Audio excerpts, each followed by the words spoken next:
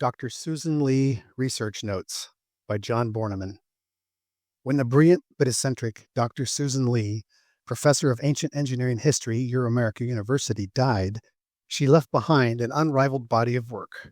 Her paper, Landmark Inventions from 2010 CE to 2300 CE, became a standard in ancient engineering education.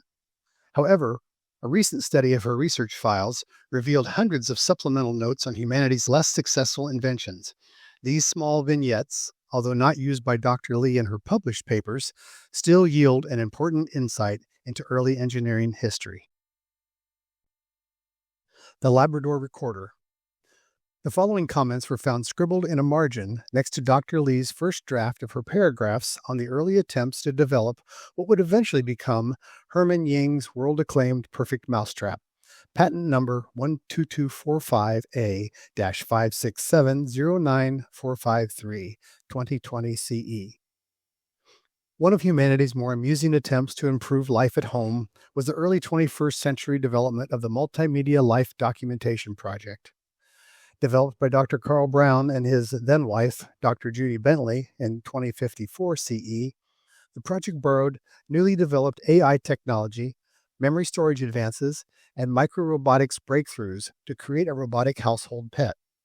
The pet, a dog in this case, was designed to give love and security to its human family without the inherent mess involved in keeping actual animals in one's home.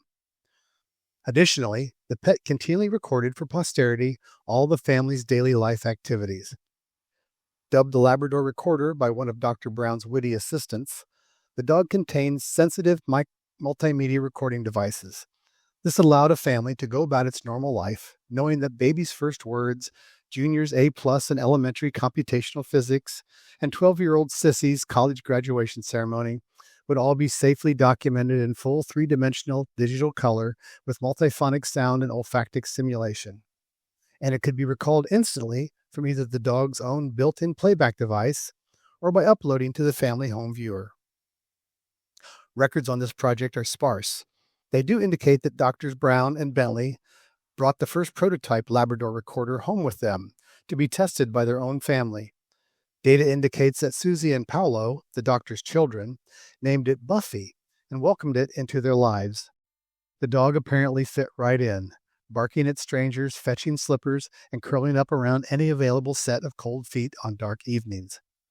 It appears to have been Susie, or it could have been Paolo, who thought it would be fun to have Buffy play back some of her recordings during their weekly family night. Buffy projected successive dog's eye view images of the family laughing together at dinner, Dr. Brown and Dr. Bentley cuddled up on the couch sipping sherry, Paolo lying on his bed inhaling something purple, low-angle images of Susie stepping from her shower followed by a wet neighbor boy, Dr. Bentley on the televiewer talking to her bookie about the Yankees Knights game, and a behind-the-stairwell shot of Dr. Brown sneaking out the back door hand in hand with his witty research assistant. References imply that although the two doctors began the slaughter, Buffy suffered most at the hands of the children.